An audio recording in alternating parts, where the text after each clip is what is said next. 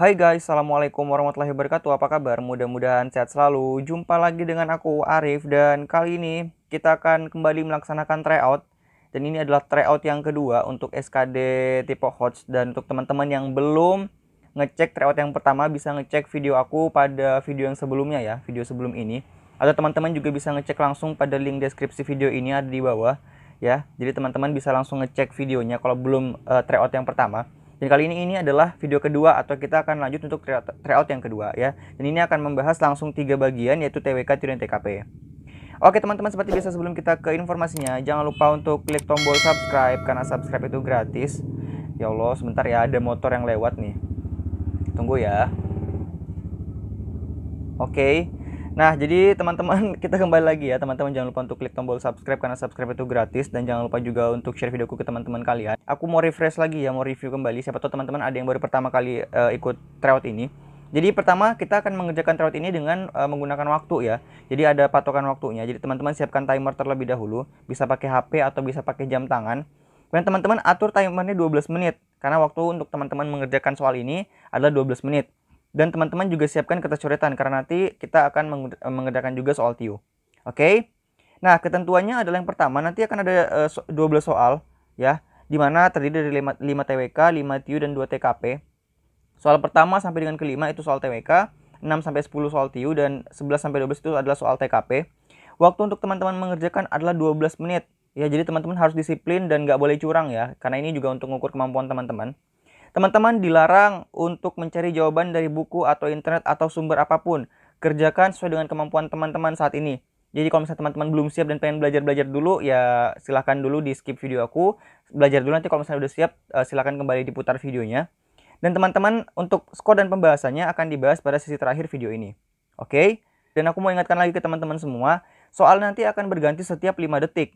Jadi ya untuk teman-teman, kalau misalnya soalnya sudah ditampilkan di layar, di pause aja videonya. Karena nanti 5 detik kemudian soalnya akan berganti.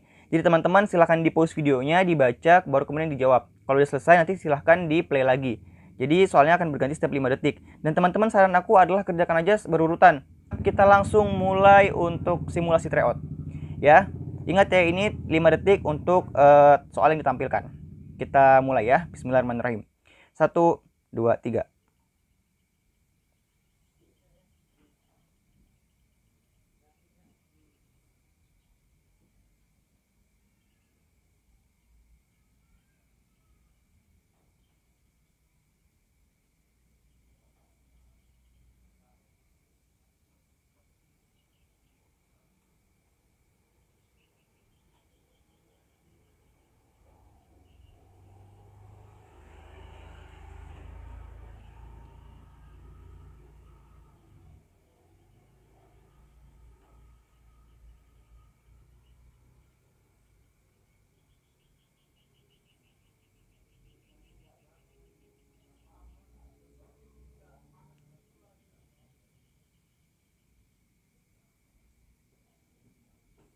Oke, selesai. Sebelum kita lanjut, buat teman-teman semua, aku pengen rekomendasikan buku yang nantinya akan dapat free mentoring dengan mentor profesional. Dan kalian yang udah beli buku bakal di-invite di grup khusus untuk belajar bareng, yang mana nanti kalian bakal dibimbing langsung oleh mentor profesional. Sekarang kalian order aja, aku udah cantumkan linknya di bawah. Atau kalian bisa cari juga tokonya di Shopee, di toko Idola CPNS. Buat teman-teman juga yang pengen paket lengkap rekomendasi persiapan CPNS selain buku SKD, kalian juga bisa ikutan bimbel online di jadicpns.com. Karena di bimbel ini udah tersedia ribuan soal-soal SKD dengan sistem CATBK ini tentunya udah terupdate dan ada pembahasannya juga, teman-teman gak usah khawatir. Dan ini juga soal-soalnya itu udah mencakup soal-soal CPNS yang pernah muncul dan prediksi soal-soal yang akan muncul. Dan teman-teman juga jangan khawatir karena pada bulan ini itu lagi ada diskon potongan harga sebesar 27.000 dengan menggunakan kode dunia CPNS. Jadi untuk teman-teman yang masih ada waktu ya dan masih pengen ngerjain lagi yang sebelum-sebelumnya, silahkan kembali. Tapi kalau waktu teman-teman udah selesai 12 menit, stop ya. Sesuaikan aja dengan apa yang ada yang udah selesai, yang udah teman-teman kerjakan sekarang. Kita akan ngukur bagaimana kemampuan teman-teman dalam mengerjakan soal dengan ada waktunya ya. Oke, kita langsung aja ke pembahasannya. Ini dia soal TWK dulu ya, yang pertama. Nah, Ini adalah soal untuk pengamalan Pancasila. Ini juga penerapan dan banyak juga yang request. Soal pertama adalah perayaan Hari Kemerdekaan Republik Indonesia yang ke-74 di Desa Mekar berlangsung meriah dengan berbagai kegiatan menarik. Di antaranya ada lomba lari karung, panjat pinang, dan tarik tambang. Kegiatan yang difasilitasi oleh Karang Taruna ini semakin mempererat keakraban berkewarganegaraan satu sama lainnya. Masyarakat Desa Mekar terlihat sangat senang dan kompak demi memeriahkan acara. Dalam kasus ini, secara tidak langsung masyarakat sudah melaksanakan pengamalan sila keberapa? A pertama, B kedua, C ketiga, D keempat, atau yang E yang kelima. Nah, kalau teman-teman perhatikan di sini, itu ada kata kuncinya. Ya, jadi di sini ada kata kuncinya, mereka sangat senang dan kompak demi memeriahkan acara. Kemudian, di sini juga ada kata-kata mempererat keakraban berkewarganegaraan. Ya, kalau teman-teman perhatikan, itu adalah kata kunci untuk sila ketiga. Ya, jadi perilaku ini mencerminkan pengamalan dari sila ketiga, yaitu Persatuan Indonesia. Nah, karena ini terlihat dari salah satu dari butir, karena pengamalan Pancasila itu ada 45 butir ya. Dan di sila ketiga itu ada salah satunya itu memajukan pergaulan demi persatuan dan kesatuan bangsa. Penerapannya itu adalah menjunjung tinggi nilai persatuan bangsa dengan tidak memandang suku, ras, serta agama. Jadi pada lomba 17 Agustus ini memang semua berbaur dan semua mempererat keagraban berkewarganegaraan. Maka dengan itu mereka sudah mengamalkan pengamalan Pancasila, itu Persatuan Indonesia. Ya, untuk teman-teman yang pengen tahu 45 butir pengamalan Pancasila, aku juga udah bikin videonya ya mengenai hal ini. Teman-teman bisa cek juga pada link deskripsi video di bawah. Kalau misalnya teman-teman belum pernah belajar mengenai hal tersebut. Jadi jawabannya adalah yang C, sila ketiga ya. Lanjut lagi soal yang kedua. Penyimpangan pertama terhadap UUD 1945 adalah A. Sistem presidensial berubah menjadi sistem parlementer. B. Sistem parlementer berubah menjadi sistem presidensial. C. Munculnya tritura. D. Lembaga-lembaga negara seperti MPR, DPR, DPR, dan BPK belum dibentuk berdasarkan Undang-Undang Dasar 1945 dan masih bersifat sementara. Atau yang E. Dibentuknya konstituante. Jawabannya adalah yang A. Ya, jadi perimpangan pertama pada UUD 1945 itu adalah dengan adanya maklumat pemerintah tanggal 14 November 1945, di mana sistem pemerintahan presidensial waktu itu diganti menjadi parlementer. Ya, karena sistem pemerintahan kita itu harusnya adalah presidensial ya. Namun pada tanggal adanya maklumat pemerintah 14 November 1945 itu diganti menjadi parlementer. Ya, jadi itu adalah penyimpangan pertama terhadap UUD 1945. Jadi jawabannya adalah yang A. Sistem presidensial berubah menjadi sistem parlementer. Oke, jelas ya. Teman-teman silahkan juga dihafalkan dengan jawaban-jawaban ini. Itu untuk memperdalam wawasan teman-teman juga. Oke. Soal yang ketiga. Poros awal pemberantasan korupsi dapat dilakukan melalui proses rekrutmen birokrasi. Perwujudan proses rekrutmen tersebut di Indonesia saat ini dilakukan dengan cara A. Pelimpahan ke daerah otonom. B. Memberikan pengkhususan pada putra-putri Papua. C. Seleksi sistem Computer Assisted Test atau CAT. Seleksi berdasarkan kompetensi bidang yang dibutuhkan, atau yang E. Seleksi nasional yang dilakukan oleh masing-masing daerah. Jawabannya adalah yang C, CAT. Jadi teman-teman nanti akan melaksanakan perekrutan CPNS dengan menggunakan sistem CAT. CAT itu adalah Computer Assisted Test, dan itu adalah rekrutmen birokrasi di Indonesia yang merupakan poros pemberantasan korupsi. Ya, karena CAT ini dilakukan secara akuntabel, transparan, dan real time. Untuk teman-teman yang udah ikut di CPNS 2018, aku yakin pasti semua setuju ya, sebagian besar, bahwa sistem CAT ini memang benar-benar adalah suatu proses rekrutmen yang transparan. Dan itu sangat susah untuk dilakukan kecurangan. Ya, karena memang transparan, real time, dan akuntabel gitu. Jadi sistem CAT yang akan teman-teman lakukan nanti insya Allah pada seleksi SKD ya, pada akhir bulan ini dijadwalkan sampai dengan bulan Februari nanti. Insya Allah itu sudah merupakan salah satu upaya dari pemerintah untuk melakukan rekrutmen birokrasi yang bebas dari korupsi. Ya, jadi jawabannya adalah yang C.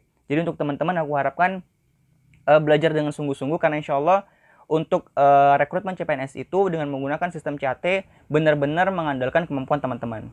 Ya, jadi jangan skeptis, dan insya Allah nanti ini akan pure, jujur, dan murni kok hasilnya ya. Kita lanjut lagi ke soal yang keempat. Ini dia. Undang-undang yang mengatur tentang usaha pembelaan dan pertahanan negara diatur dalam Undang-Undang nomor berapa? A. Undang-Undang nomor 32 tahun 2004. B. Undang-Undang nomor 3 tahun 2002. C. Undang-Undang nomor 3 tahun 2004. D. Undang-Undang nomor 32 tahun 2002. Atau yang E. Undang-Undang nomor 2 tahun 2002. Jadi ini adalah materi tentang bela negara. Ya, teman-teman juga aku harapkan tahu mengenai undang-undang yang mengatur tentang hal tersebut. Jadi jawabannya adalah yang B. Jadi Undang-Undang nomor 3 tahun 2002 itu mengatur tentang pertahanan negara. Isinya adalah dalam undang-undang tersebut ya, itu mencakup pengertian, peran, bentuk, serta ketentuan bagi seluruh warga negara dalam usaha untuk pertahanan dan pembelaan negara. Jadi undang-undang yang mengatur tentang bela negara itu ada di Undang-Undang nomor 3 tahun 2002. Jawabannya yang B. Teman-teman harap dihafalkan ya. Kita masuk ke soal TIU. Nah, ini adalah soal baris dan deret. Kalau misalnya teman-teman perhatikan di sini cukup minim informasi ya. Di sini cuma ada dua kelompok nomor yang beriringan. Nah, tapi nggak masalah. Biasanya itu dia juga itu adalah clue yang memang nanti akan membantu teman-teman. Yang pertama, ini ada kata kunci juga. Jadi kalau misalnya teman-teman perhatikan, antara satu angka dengan angka yang lain itu ada gap yang cukup tinggi. Misalnya ini kan, ini dari 6, kemudian 29, 174, terus tiba-tiba jadi 1000. Ada kemungkinan nanti akan ada perkalian. Jadi kan biasanya itu pertambahan, pengurangan kan biasanya ya yang sering muncul. Tapi kalau tiba-tiba ada angka yang sangat gede seperti ini, itu udah dipastikan akan ada perkalian. Ya kan? Nah, kita langsung aja kita lihat nih ya. Ini kira-kira ini kan juga cukup jauh ya. Kira-kira dikalikan berapa nih? Ini ke sini. Dikali ini 29 kali berapa? Yang hasilnya 174 atau 174 dibagi 29 itu sama dengan 6. Ya, 6. Ya, jadi 129 dikali dengan 6 sama dengan 174. Jadi kita buat dulu ya. 6 kemudian angka apa? 29 kemudian 174. Ini adalah dikali sama 6. Kemudian ada lagi titik-titik-titik. Kemudian 1002 kemudian 995. Ya. Tapi kalau misalnya teman-teman perhatikan 1002 ini dengan 995 itu gapnya cukup dekat, dan kemungkinan kalau dia dibagi itu nggak mungkin, karena dibagi dibagi 2 pun harusnya nggak sampai setengahnya. Jadi kemungkinan ini operasinya adalah tambah atau kurang. Jadi kita kurangkan dulu ya. Jadi kita kurang 1002 dikurang 995 itu sama dengan ini 7 ya. Jadi kita udah dapat di sini tuh dikali 6, di sini dikurang 7. Kita coba apakah ini adalah pola yang ada pada bilangan ini. Kita hapus dulu ya supaya lebih bersih. Erase all. Oke. Nah, jadi ini kan adalah tadi dikali 6, ini dikurang 7. Kita coba ya. Berarti kalau dikalikan 6, kita prediksinya adalah dikali 6 dikurang 7. Itu adalah polanya. Kita coba. 6 ini kan berarti dikali 6 dulu ya. Dikali 6 kemudian dikurang 7, ya kan? Karena ini ke sini dikali 6 dulu, baru ini ke sini kurang 7, baru nanti ini dikalikan 6 lagi. Ya kan? Karena ini ada 3 kali operasi. Paham ya? Jadi 6 kali 6 dulu. 6 kali 6 sama dengan 30 gini deh. 6 kemudian dikalikan 6 36. Kemudian kalau dia benar polanya kali 6 kurang 7 harusnya dia 29. Kita coba benar nggak 29? 36 kurang 7 sama dengan 29. Oh benar. Jadi ternyata polanya adalah dikali 6 dikurang 7. Ini yang dicari, ya kan? Jadi 6 kali 6 36.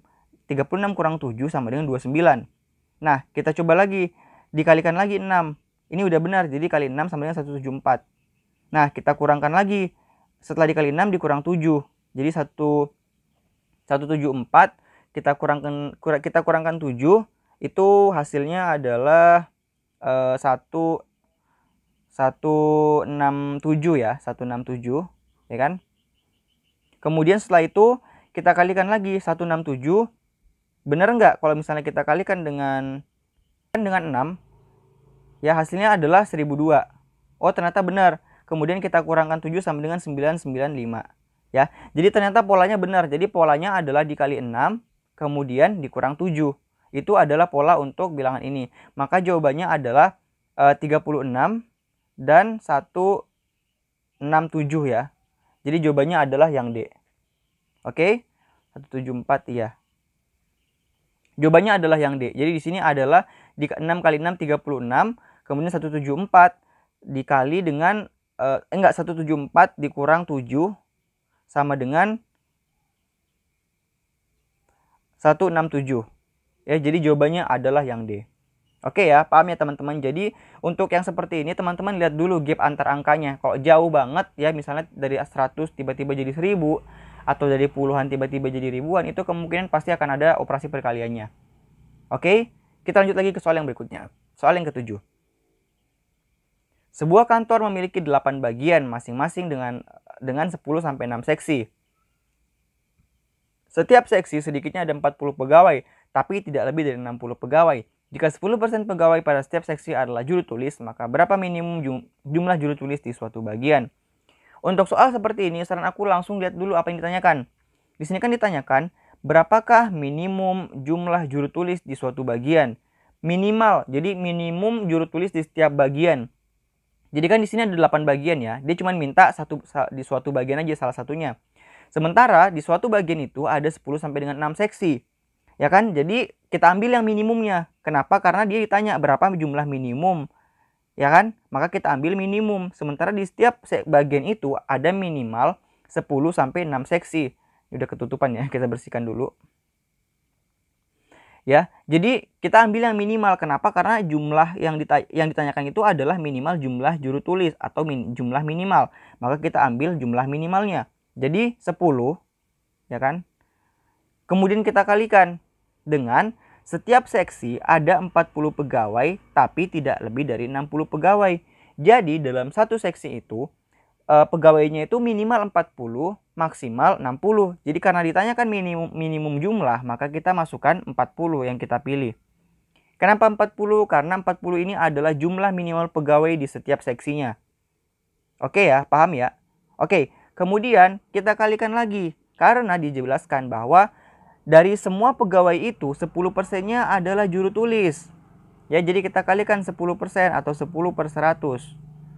Maka hasilnya adalah 40 ya. Jadi ini sama dengan 400 atau 4000 lah. 4000 dibagi 100 sama dengan 40.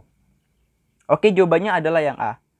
Paham ya teman-teman ya? Jadi kenapa kita pilih yang 10 dan 40? Karena kita baca dulu soalnya. Soalnya itu kan ditanyakan berapa minimum jumlah juru tulis. Maka kita harus cari angka minimal dari setiap bagian. Ya kan di sini kan dari setiap bagian itu minimal ada 10 seksi. Maka kita ambil 10 seksi. Kemudian dari setiap seksi itu minimal 40 pegawai. Karena jumlahnya itu biasanya 40 sampai 60, tapi karena minimal kita ambil yang 40, kita kalikan.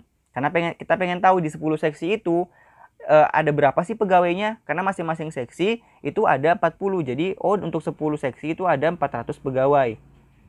Ya kan? 400 pegawai, tapi tapi di 10%-nya itu adalah juru tulis, maka kita ambil 10%-nya dikalikan 10 per 100. Ya kan? Coret-coret 4 kali 10 sama dengan 40. Gitu ya teman-teman, mudah-mudahan paham ya. Oke, jadi jawabannya adalah yang A. Kita lanjut lagi ke soal yang berikutnya. Ini dia soal yang ke-8. Soal yang ke-8 ini adalah soal figural. Soal figural itu kuncinya teman-teman jangan stres dulu, jangan bingung dan jangan frustasi. Biasanya kalau gambarnya ribet itu sebenarnya polanya itu sederhana aja. Ya ini kan kelihatannya ribet banget kan gambarnya, tapi sebenarnya ini polanya gampang banget.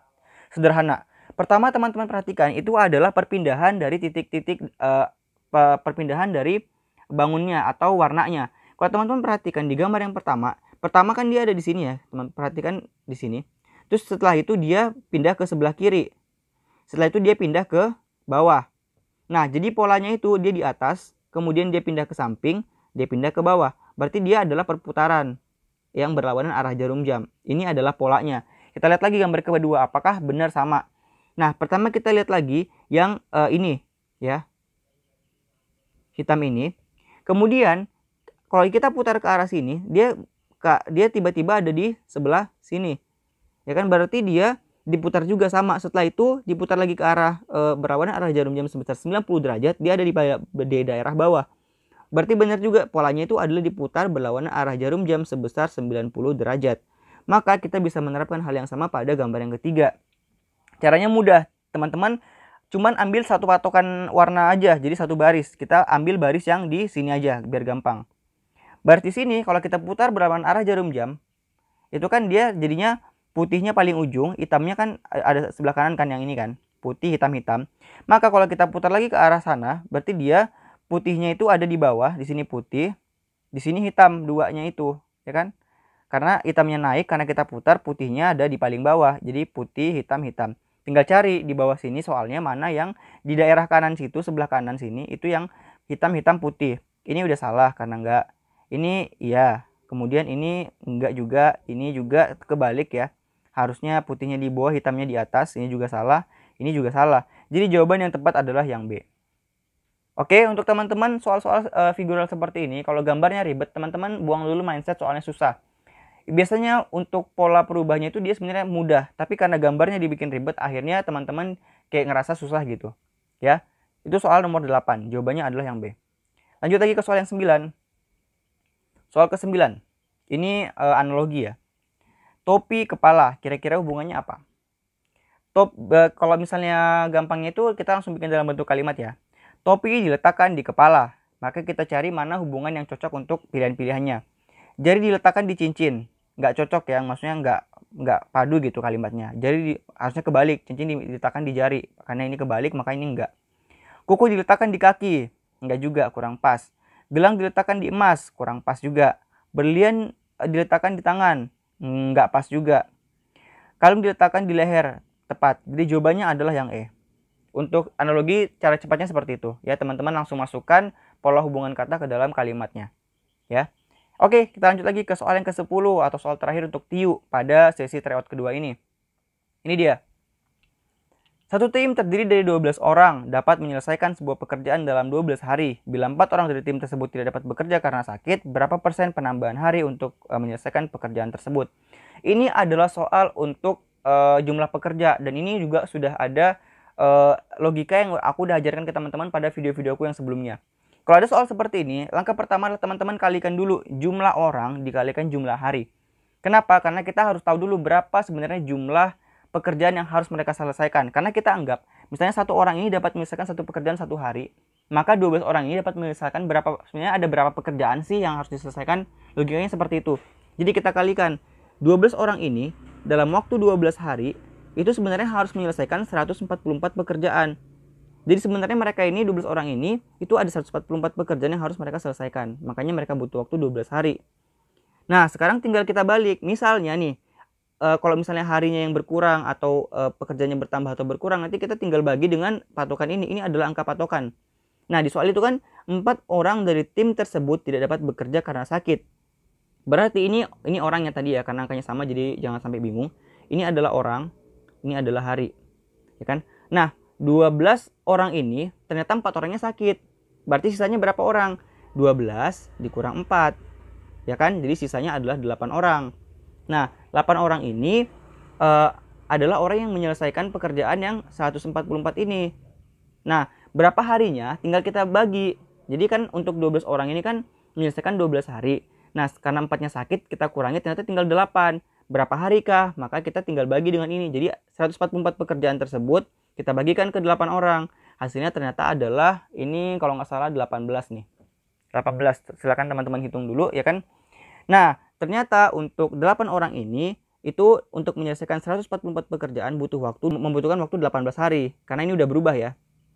Kalau 12 orang 12 hari, tapi karena 8 orang jadi molor, bertambah panjang 18 hari.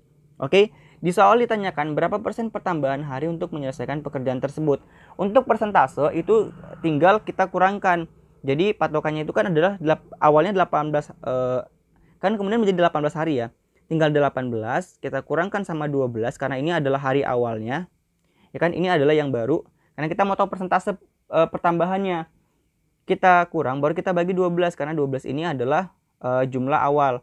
Ini untuk menghitung persentase ya. Jadi aku harap teman-teman juga sudah paham dengan konsep tersebut. Jadi kalau misalnya kita mau tahu persentase, tinggal jumlah yang baru kita kurangi jumlah yang lama per jumlah yang lama. Oke, jadi ini kan jumlah hari yang baru. Kita kurang dengan yang lama 12 hari per 12. Jadi sama dengan 18 dikurang 12 adalah 6 per 12. Ya kan? Sama dengan kita kalikan 100 karena persentase ya. Ditanyakan berapa persen kan? Sama dengan 6,5 dikalikan 100%, ya kan, sama dengan, jadi setengah dari 100% adalah 50%. Jadi jawabannya adalah yang D. Paham ya teman-teman ya? Jadi pertama teman-teman kalikan dulu orang kali hari, nanti setelah itu jumlahnya itu dibagikan dengan yang ditanyakan, gitu kan? Karena di sini yang ditanyakan adalah berapa adanya perubahan pada jumlah orang, maka kita bisa tahu jumlah harinya berapa kemudian perubahannya ya. Oke, itu jadi jawabannya adalah yang D. Kalau teman-teman kurang paham, komen aja di bawah ya. Oke, kita lanjut lagi ke soal yang berikutnya, yaitu bagian TKP. Ini juga cukup ribet ya, karena soalnya panjang. Kita baca dulu. Menjelang akhir jam istirahat kantor, di beberapa stasiun televisi menayangkan acara live pembacaan keputusan sidang sengketa pemilu 2019 di Mahkamah Konstitusi. Beberapa kerja, ini maksudnya pekerja kayaknya. Beberapa pekerja masih di ruang istirahat untuk menonton acara televisi tersebut. Padahal pekerjaan kantor masih banyak yang belum diselesaikan. Sikap Anda seharusnya dalam menghadapi kondisi tersebut adalah A. Segera kembali ke ruangan kerja karena harus menyelesaikan pekerjaan yang belum diselesaikan. Bagi saya pekerjaan lebih penting dari menonton acara televisi tersebut. Saya tidak terpengaruh oleh rekan kerja lain. Mungkin mereka sudah menuntaskan semua pekerjaan mereka sehingga santai. Atau B. Saya segera ke ruangan kerja untuk melanjutkan pekerjaan. Saya tidak akan terpengaruh oleh rekan kerja lain yang menonton acara live di sidang keputusan sengketa pemilu karena kurang tertarik dengan isu politik yang sedang berkembang.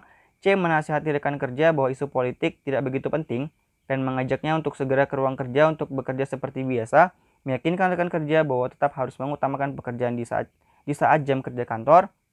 D. Mengajak rekan kerja untuk kembali ke ruang kerja karena sudah masuk jam kerja. Mengingatkan bahwa selama jam kerja tidak boleh melakukan aktivitas di luar urusan pekerjaan. Hal tersebut sesuai dengan komitmen awal saat pertama kali terima kerja. Atau yang E. Saya kurang tertarik dengan isu politik yang sedang berkembang, namun untuk menjaga solidaritas dan kekompakan dengan rekan kerja, saya ikut menontonnya sebentar dan beberapa saat ke ruang kerja untuk melanjutkan pekerjaan saya. Skornya teman-teman silahkan lihat di sini. Skor paling rendah adalah yang E, ya, karena ini juga salah ya, nggak boleh. Jadi kalau misalnya udah jam kerja, harus masuk jam kerja. Skor paling tinggi itu adalah yang D dan C. Kenapa D dan C ini adalah skor yang paling tinggi? Pertama, ini ada beberapa hal yang masuk dalam kisi-kisi. Kisi-kisinya kan ada 5 ya. Yang ini masuknya adalah profesional dan jejaring kerja. Di sini teman-teman harus perhatikan. Untuk yang pilihan A dan B ini kita tuh cuek dengan teman kerja yang lain. Padahal kita tahu sebenarnya mereka nggak boleh ada di situ meskipun informasinya penting ya. Tapi mereka tetap harus bekerja karena disebutkan juga pada soal banyak pekerjaan yang belum diselesaikan. Kalau teman-teman jawab A dan B ini kurang tepat karena teman-teman itu cuek dengan teman-teman kalian yang lain. Padahal harusnya mereka juga ikut kembali bekerja. Oke? Kita lanjut lagi ke soal yang ke-12. Suatu hari saya dan teman-teman sepakat untuk pergi ke perpustakaan kota bersama guna mencari buku untuk mengerjakan tugas sekolah. Saya dan seorang teman sudah menunggu selama 1 jam di tempat yang disepakati. Namun ada dari 2 orang teman saya yang datang terlambat dan mengatakan bahwa mereka membantu seorang ibu-ibu yang keserempet mobil dan si pengemudi mobil tersebut meninggalkannya begitu saja. Maka yang akan saya lakukan adalah A. Menyuruh mereka pulang saja karena sudah tidak bisa menepati janji dan menghargai waktu yang orang lain. B. Menyuruh mereka untuk duduk dan menanyakan permasalahan yang terjadi dan kondisi mereka. C. Memberitahu mereka bahwa lain kali mereka tidak akan ditunggu jika tidak memberikan kabar ya. Ini ada memberikan kabar sama sekali. Dia merasa kesal dan kecewa karena sudah menunggu lama dan menyuruh mereka pulang saja dan saya langsung ke perpustakaan. Atau yang E. Mengajak mereka ke perpustakaan kota lalu melupakan peristiwa yang baru saja terjadi. Skor yang paling tinggi itu adalah yang B, ya. Kenapa bukan yang E? Karena pertama, kita sekali lagi nggak boleh apatis terhadap apa yang terjadi dengan teman kita, ya.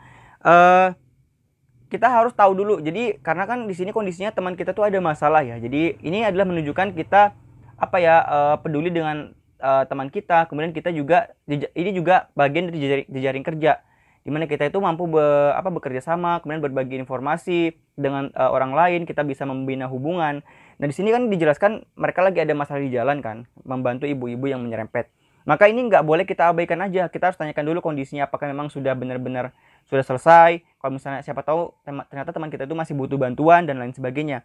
Jadi yang paling tepat itu adalah yang B, menyuruh mereka untuk duduk dan menanyakan permasalahan yang terjadi dan kondisi mereka. Apakah mereka baik-baik saja? Seperti itu. Kalau misalnya yang E, itu kayak kita tuh cuek aja gitu dan nggak peduli dengan kondisi teman kita. Jadi meskipun teman kita ini bukan orang yang ditabrak, tapi kita harus peduli juga dengan kondisi mereka. Ya jadi yang E ini mengajak mereka langsung ke perpustakaan dan melupakan peristiwa yang baru saja terjadi ini menunjukkan kita itu nggak peduli dengan teman kita. Jadi yang paling tepat itu adalah kita tanyakan dulu gimana kondisi mereka, apakah mereka sudah baik-baik saja atau ada masalah yang perlu dibantu juga gitu. Jadi yang paling tepat itu adalah yang B. Ya. Oke, teman-teman, silakan dicatat skornya ya. Ini adalah soal tryout kita yang kedua. Silakan teman-teman. Cara ngerjain skornya adalah sama. Untuk TWK dan TIU benarnya berapa kali 5. Untuk TKP pembobotan sesuai dengan pada tadi skor pembobotan yang tadi. Jadi masing-masing pilihan itu ada skornya. Silakan teman-teman jumlahkan total nilainya TWK plus TIU plus TKP. Skor teman-teman silahkan komen di bawah, plus tambahkan juga teman-teman ini skornya tambah atau naik atau turun ya. Jadi untuk teman-teman yang naik aku ucapkan selamat, tetap belajar. Untuk teman-teman yang skornya turun juga tetap semangat ya, tetap pacu diri karena ini adalah bahan pembelajaran, tidak usah berkecil hati. Lebih baik teman-teman salah sekarang daripada nanti salah waktu tes SKD. Oke, latihan sebanyak-banyaknya dan insya Allah kita akan lanjutkan lagi pembelajaran kita pada sesi-sesi mendatang ya. Oke teman-teman, makasih sudah menyaksikan. Dan teman-teman juga komen di bawah apa tanggapan teman-teman ya. Masukan-masukan juga silahkan ditambahkan di kolom komentar. Jangan lupa juga untuk share videoku ke teman-teman kalian ya. Oke, terima kasih sudah menyaksikan dan insya Allah kita akan jumpa lagi pada episode selanjutnya. Assalamualaikum warahmatullahi wabarakatuh dan sampai jumpa. Bye-bye.